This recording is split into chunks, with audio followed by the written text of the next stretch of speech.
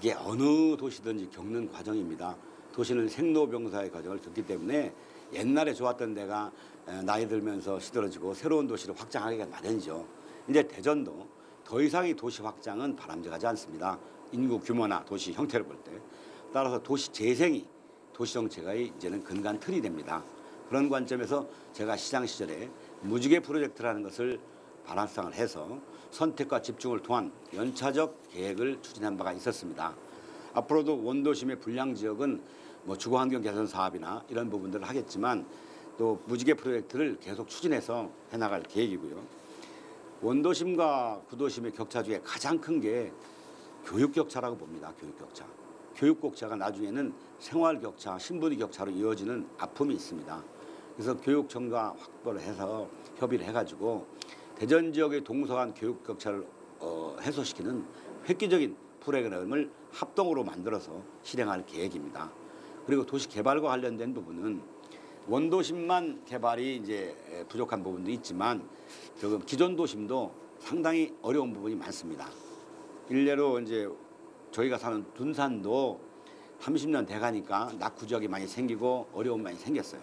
그래서 저희가 둔산 르네상스라는 이름으로 둔산 지역에 있는 주거 지역에 주차장 문제가 보통 문제가 아닙니다.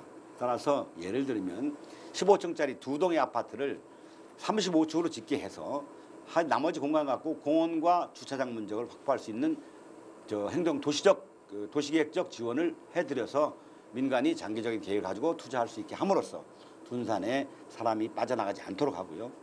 또 남선공원 주변이나 월평동 만년동 일대 보면 그 원룸 주택의 한 3층짜리들이 굉장히 어려움을 겪습니다. 필요한 곳은 준주거지역으로 바꿔서 필지를 대규모화해서 고층화시킴으로써 주차장이나 도로나 공원 이런 기능을 확충할 수 있는 제도적 지원을 해가지고 활성화시킬 계획이고요. 특히 이제 원도심과 관련된 데는 3대 하천 주변이 있는데 한강은 미국 서울의 한강은 굉장히 매력 있는 지역인데 대전은 어려운 지역입니다. 그 상류 지역이 이렇게 보면은 그래서 3대 하천변 주변에 대해서도 도시계획적 지원을 해서 새로운 개발이 이루어질 수 있도록 활기를 이루어질 수 있도록 재정비해 나갈 계획입니다. 특히 대전의 관문인 역 주변에 보면 이 소재지구가 굉장히 어려움을 겪고 있습니다. 이 소재지구 개발을 위해서 그게 이제 송각 고택이라고 있는데요. 그 부분을 이전하든지 그 부분을 공원화 사업을 하든지 해서 소재지구 개발이 촉진될 수 있도록 조속히 추진할 계획이고 또 시청 역전 바로 앞에 역전시장이 있습니다. 거기가 보면 참 어렵습니다.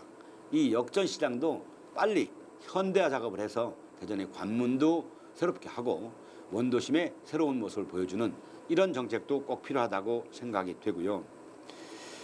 또 이제 기반시설이나 문화시설의 혜택이 적은데 예를 들면 미술관이 둔산에 있습니다. 근데 미술관도 부족해서 제2 시립미술관 분관이 필요한데 저는 가양동 일대에다가 지금 구상은 거기에 폐고속도로망을 받치고 있는 큰 아치 같은 다리가 있습니다. 그걸 활용해서 미술관을 거기다 건립해서 새로운 문화의 어떤 쉼터로 만들어 볼 구상도 가지고 있고요. 문화가 도시를 활성화시킵니다. 그런 점에서 문화적 접목을 통해서 도시를 활기차게 만드는 그런 사업을 구상하고 있으면서 동구에도 대학이 많습니다. 그 대학가 주변을 활성화시켜가지고 소위 캠퍼스타운을 만들어서 상가도 잘 되게 하고 대학생들이 쉼터도 만들고 모임터도 만들어서 원도심이 자연스럽게 좀 활기를 찾도록 하는 다각적인 방법을 써야 된다고 저는 생각을 하고 있습니다.